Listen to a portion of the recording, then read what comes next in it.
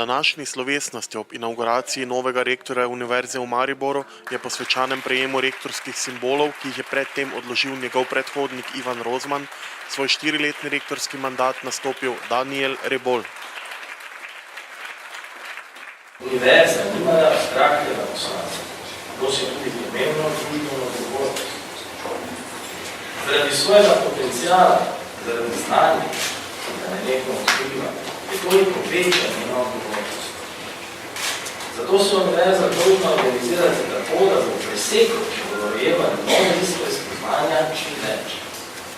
Dolžna je ustvariti pogoje za spodbujanje tistih lastnosti posameznika in akademske skupnosti, ki so pomembne za proces spoznavanja, radovednost, iskrenost, svobodo duha, sodelovanje in intenzivno izmenjavo spoznanega tako znotraj univerze, kot med univerzo in njenim božjim in širšim okoljem.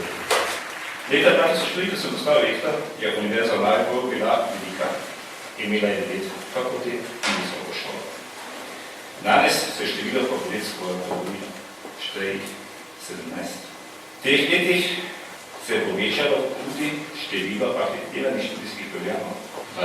Leta 2003 smo imeli okoli 100, danes se lahko pohvalimo za približno 240.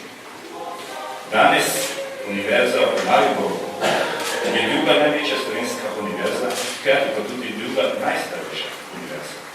Je starejša od države Slovenije. In lahko rečemo, da predstavlja del njene nacionalne identitete.